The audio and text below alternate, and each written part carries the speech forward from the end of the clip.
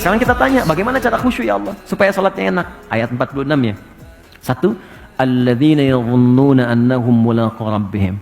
Orang salat kalau ingin khusyuk, maka persiapannya dimulai sejak sebelum dia salat.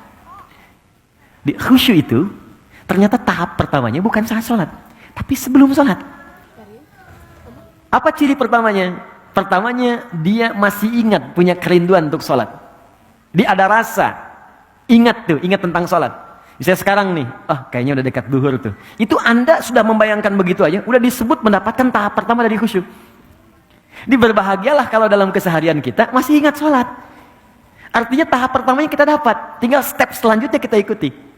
Yang paling bahaya itu kalau sudah nggak ingat dan nggak peduli dengan salat. Jadi kalau masih ada gambaran kita masih ingat untuk salat, bahkan mengingat apa yang belum kita kerjakan, asar jam berapa nanti ya, maghrib jam berapa ya, itu tandanya kehusuannya meningkat.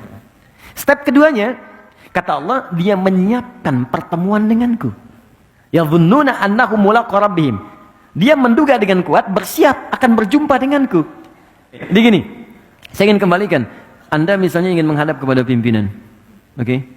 Diundang oleh Pak Gubernur, Pak Anies ngundang Anda misalnya ke balai kota. Pakai pakaian begini atau ganti?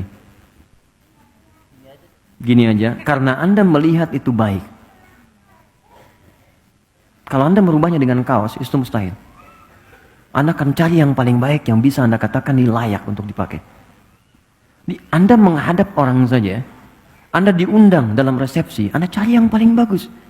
Sekarang Allah mengundang Anda 5 kali dalam sehari. Dan memberikan bahkan apa yang tidak Anda mintakan. Saya mohon maaf ya, mohon maaf. Orang yang mengundang Anda belum tentu menyelesaikan masalah Anda. Ini Allah sebelum mengundang kita udah menanya, meminta pada kita, kamu punya masalah apa? Ayo mintakan padaku.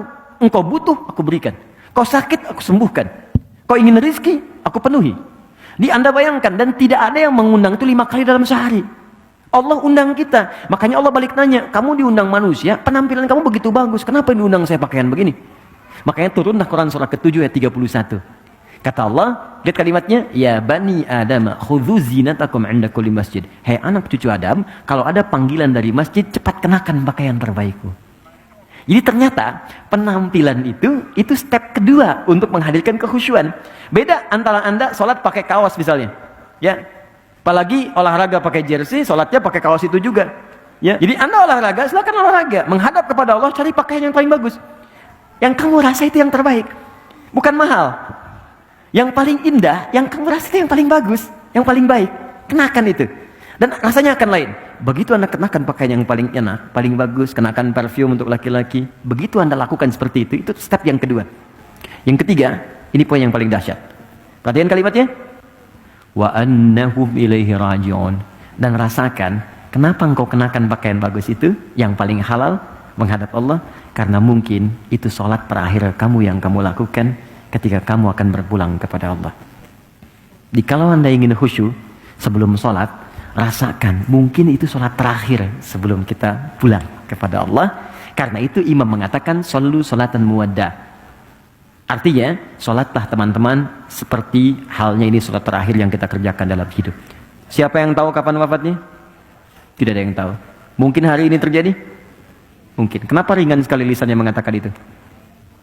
Yang paling indah, ketika kita sujud, disitulah maut menjemput. Itu yang paling indah. Maka kata Allah, kita nggak tahu kapan kita wafat, maka bayangkan saat sholat, mungkin itu sholat terakhir yang kita lakukan sebelum kita wafat. Maka dari itu saya ingin katakan, kalau ingin khusyuk, ingat-ingatlah satu saat kita pulang. Yang terakhir kata Al-Quran, berusaha memahami apa yang kita bacakan dalam sholat, supaya pikiran kita tidak liar. Itu ada di Quran surah ke-29 ayat ke-45. Utlu ma uhya ilaika minal kitab wa aqimis sholat. Sebelum sholat, kata Allah, bacakan dulu bacaan-bacaan sholat, pelajari sampai paham. Setelah paham, kerjakan. Mulut berbicara Allahu Akbar, pikiran menerjemahkan Allah Maha Besar, hati meresapi Allah, aku berikrar Engkau yang Maha Besar. Kenapa aku merasa sombong pada orang lain? Aku merasa tinggi dibanding orang lain. Aku merasa hebat dibanding yang lain. Maka Anda rendahkan diri Anda di situ. Kalau pikiran kita otomatis menerjemahkan, maka dia tidak akan liar. Tidak akan terjadi lisan Allahu Akbar, pikiran mencari kunci, pikiran membalas WA dan sebagainya. Mustahil. Karena semua terfokus untuk menghadirkan keagungan Allah Subhanahu wa Ta'ala.